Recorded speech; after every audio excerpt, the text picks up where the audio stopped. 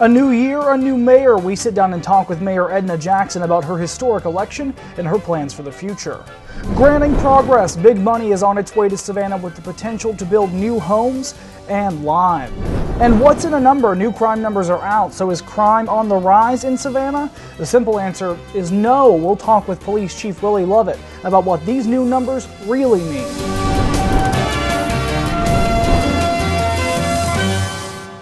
Welcome to the latest edition of City Span, your source for news about Savannah City government. I'm Margaret Williams, and introducing a new face here at City Span. Hey Margaret, and hey everyone, I'm Chris Brown. Really glad to be here with City Span. We are joining you today from River Street as our studio is prepared to debut some big changes coming for the program next month. But first, we begin tonight with the woman everybody's been talking about lately, newly elected Mayor Edna Jackson. Just days after being sworn into office, Mayor Jackson sat down with Talk Savannah host Brett Bell and discussed her life, her vision, and some of the hurdles she's overcome to take the top spot right here in Savannah. First, I really want to sort of talk about you for a little bit. Again, this is sort of the big introduction of Mayor Jackson. People here know you. You've lived here your whole life and you haven't been shy. You've been out there. But I just want to talk a little bit about how you got to where you are right now. Tell me about some of your background.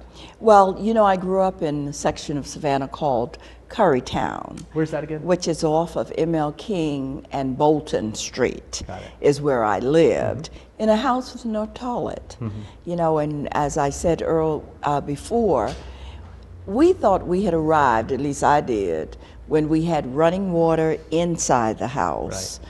But then, you know, but we didn't know that we were poor because I came up in a neighborhood that was more like a village where the entire neighborhood raised you. From a very young age, you got involved in civil rights in Savannah. Yes. How did you get involved in that? Well, I was not my grandmother's best child. My sister was the goody two-shoe. But then my grandmother and my teachers at my elementary school, Florence Elementary School, and other places, saw something in me because I was mouthy. You know, we were right up from the West Broad Street YMCA, and there were activities for young people. And one happened to have been the NAACP Youth Council, and I was 9 years old. My grandmother sent me there, and it was because I met a man by the name of Wesley W. Law that really helped me understand who I was, why I was here, and where we should be going. And so I stuck with it, and that has been my life. And of course, as I became older, you know, things were happening here in this country. You had the Montgomery movement that was going on in the 50s. And then you had the students in North Carolina. So you talked about going to Mississippi and Alabama and Washington. Savannah's civil rights experience really probably isn't as well known throughout the country as these other places. What was it like here during that time? As you know, Tybee Island was segregated during those days, and we wanted to integrate the beach. Does that mean there was a black beach and a white beach? No. Oh, there's no blacks left? No, okay. We had to, in those days, we went to Hilton Head, to Collier Beach, Bradley Beach, and you know, those were the black beaches over on Hilton Head. But we decided, you know, we're right here. Let's go out to Tybee Island. How many people? I think there were 4 of us in the car. So there was just 4 of you guys out there? Yeah, because we would send different groups at different times. Because one group may get to the water and another group may not. Got it. So we, when we got there, we were jumping out of the car, getting ready to get to the water. And because we were clothed, but we had our swimsuits on, we had to take the top off, so they got us for disrobing in public. So the police were just right there? Yeah. Got it. But that was okay.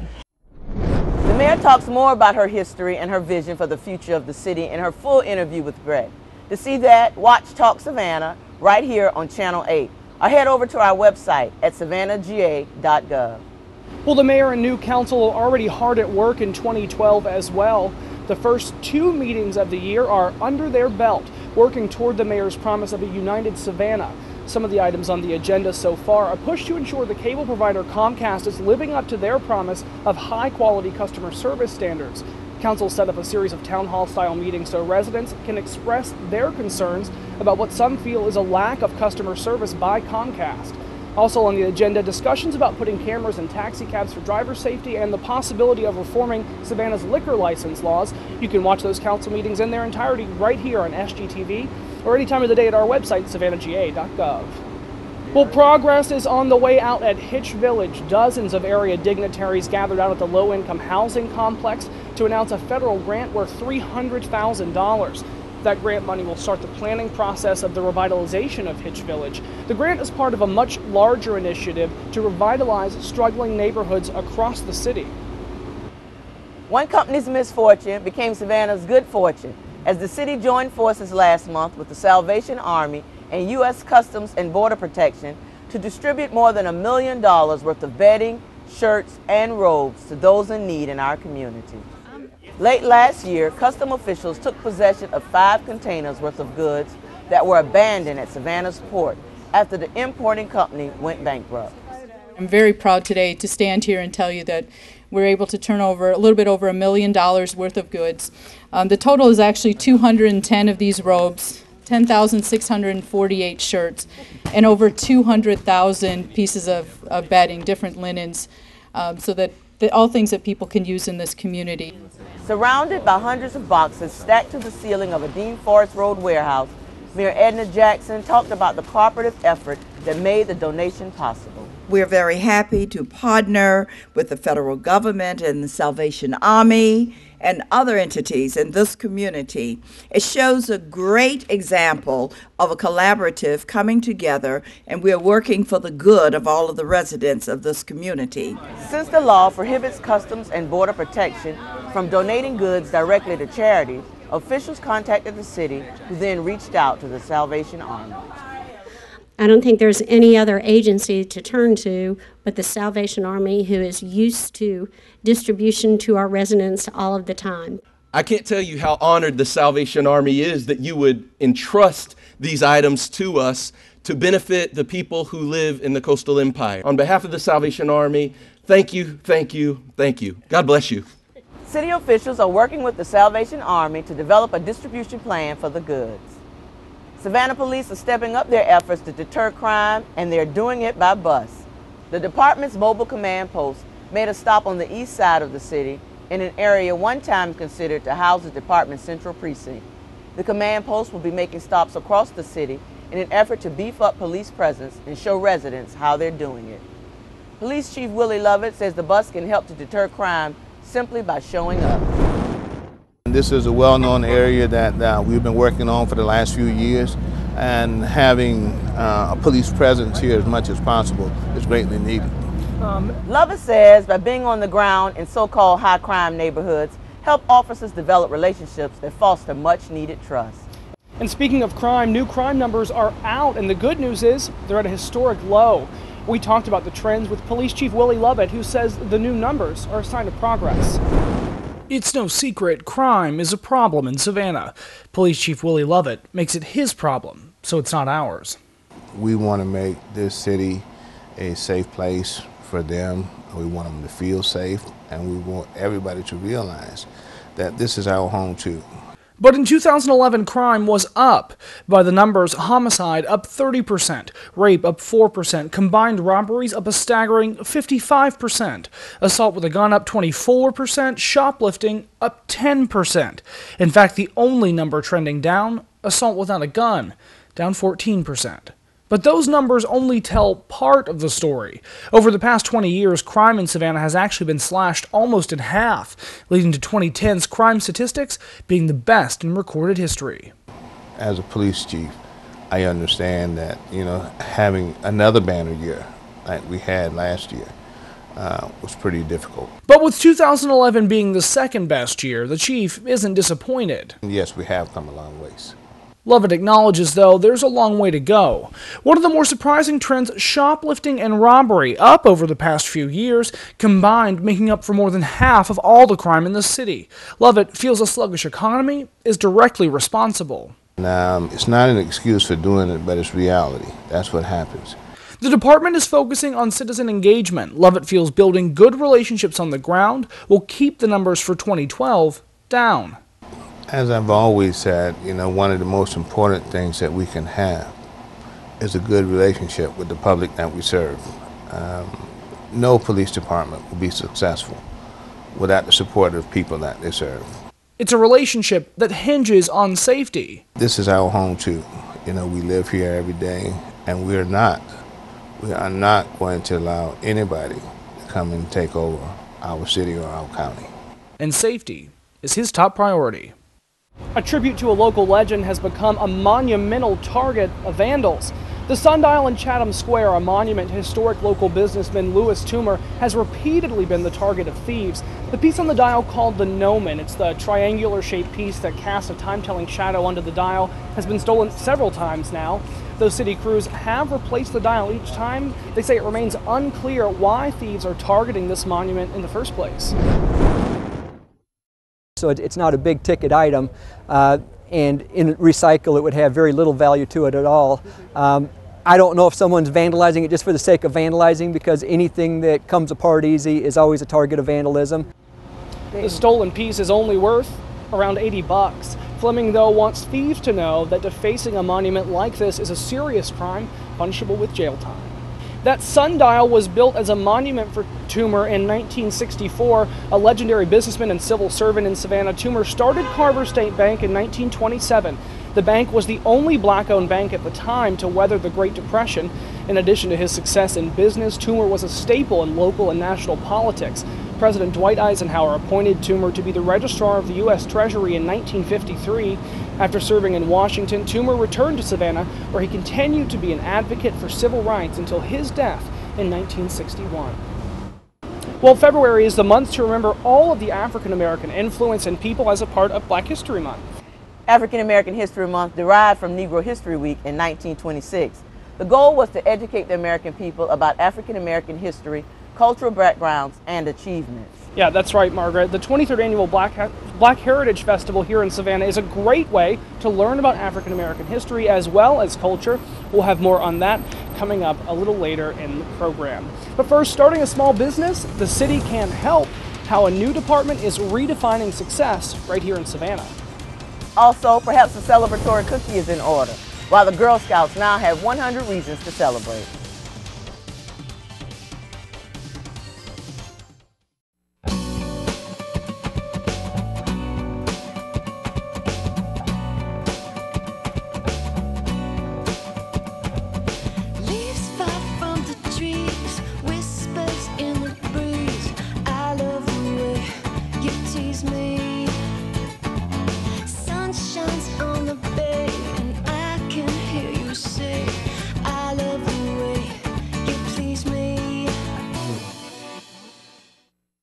I am Savannah. You are Savannah. We are all Savannah. And we need to rethink how to use water. We need to use our water effectively. You need to use water effectively. The bottom line is that our water supply is limited and demand is growing. What are you going to do about it? Help us make Savannah a water efficient and a water effective community. Think water. Think when you use water. Think how to conserve water.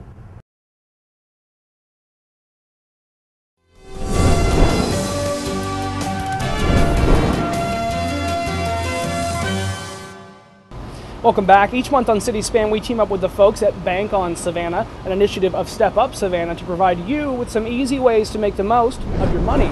With this month's Bank on This tip, here's Richard Reeve from Consumer Credit Counseling Service of Savannah. Tax time is a great opportunity to help save money to reach your financial goals. Part of your refund check may go towards paying your bills, but you definitely want to set aside some part of your refund check in order to save money to help reach your financial goals. The first step towards maximizing your refund is using a VITA site, or Volunteer Income Tax Assistance Preparation Site.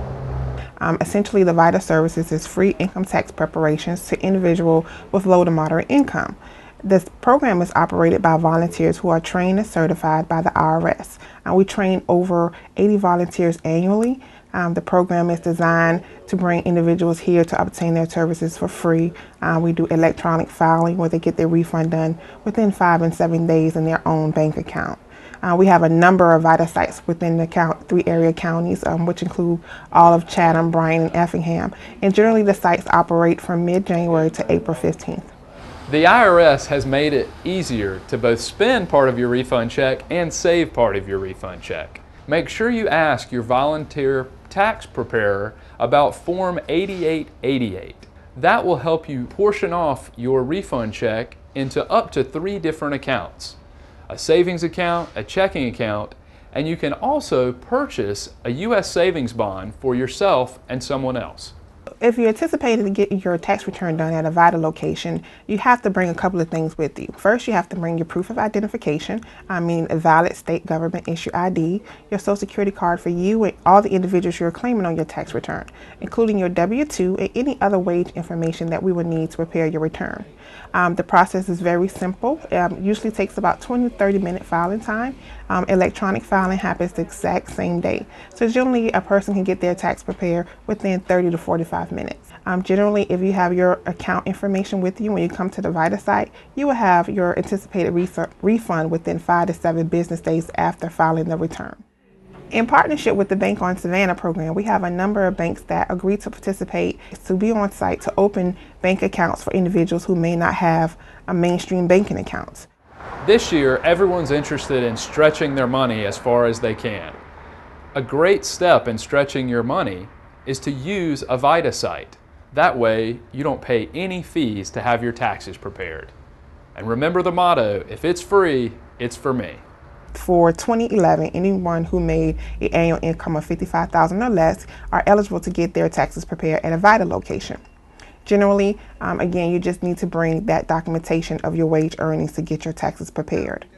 Information on obtaining a VITA service or a VITA location can be accessed through calling the Neighborhood Improvement Association office at 912-447-5577 or the United Way's 211 number, or on our website at www.csadc.net. Until next time, I'm Richard Reeve, and you can bank on this. Always nice to make the most of your money. Well, small businesses are opening their doors in downtown Savannah, thanks in part to a helping hand from the Savannah Development and Renewal Authority. Measure, a fabric shop on Whitaker Street, recently held their grand opening. The business owner, a recent SCAD graduate, credited her parents and the city with helping her get on her feet so quickly. SDRA serves as a one-stop shop for financial and development tools for folks who want to grow or expand their business in the city. Even the mayor and mayor pro tem showed up to wish the shop well on its opening day. Last time on City Span, we took you over to Chippewas Square while park and tree workers were in the middle of a major overhaul of the Bull Street Park. That work is now complete and the changes to the square are dramatic. It's been more than 30 years since the last major landscaping overhaul in the square, and the overcrowded and overgrown plants were creating public safety issues and cutting off the square from the surrounding neighborhood. All of that has changed now, as City of Savannah landscape architect Gordon Denny explains.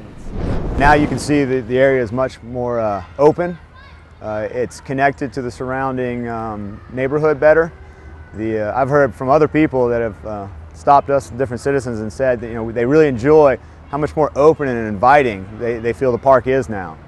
Also, the other things you notice that we've done, the new benches, replacing the old ones, people enjoy those. We reworked the east and west entrances of the park. We had the brick pathways that existed pulled up and relayed in a different path. Mainly on the west side of the park, the path was being impacted by tree roots and became inaccessible. So we have those redone. We added ADA bricks to the entrances so that they would be ADA compliant. We also had the center brickwork around the monument expanded, so now you've got more room to actually walk around and truly view the monument. Right now you can see blooming the camellias. They'll bloom from now throughout the rest of the winter. We've got some star magnolia blooming at this time, and they're even fragrant, so you can check those out. The spring will be coming around the corner, and all the new azaleas that we've planted, they'll start to come into bloom, and after that we'll be followed with the abelia in the summer, and we'll have some gardenia blooming, and the tea olives, and just the whole year will be nothing but blooms and fragrance. In case you don't know, Chippewas Square was laid out in 1815 and is located at the intersection of Bull and McDonough Streets. In addition to being known for the monument to Savannah founder James Edward Oglethorpe, The square is also famous as the location for the opening park bench scene in the 1994 movie Forrest Gump. Well, we love their cookies, not to mention the fact they were born in the hostess city. And this year, the Girl Scouts are giving us one more reason to smile. The organization is celebrating its 100-year anniversary, 100 years. To help them celebrate, the city is displaying a collection of photographs of the Girl Scouts' history in the rotunda at City Hall. The exhibit features historic images from the collections of Juliette Gordon Lowe's birthplace and the Girl Scouts' first headquarters, among others. The images will be on display through June. Well, there are no bones about it. One Savannah Park is going to the dogs.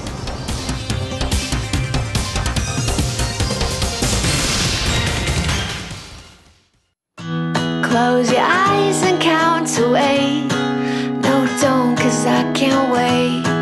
Everything is free in this field of fantasy. We can hear the singing sun. We can feel the air is soft. And whatever hurt we're wearing, well, we'll just take it off. Well, we'll just take it off. Hey, you! Talking to me? Yeah, you! Great job on the lawn. Oh, thanks. But don't stop there. See that strip of grass between the sidewalk and street? It's called a sidewalk lawn or tree lawn. City law says mowing, weeding, and picking up litter in the sidewalk lawn next to your property is your responsibility. Why? Your city can't do it all. It needs your help. Take pride in your neighborhood. Take pride in Savannah.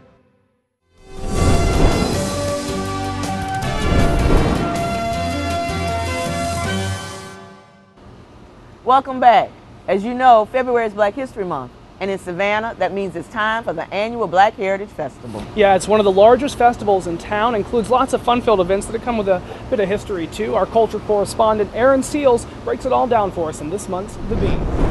The highly anticipated 23rd Black Heritage Festival is all about celebrating arts, tradition, and culture. This year's theme is Journeys, Passages, and Transitions. Every year, thousands gather for this annual event. The festival runs from February 1st through 16th, offering a variety of lectures, exhibitions, and performances.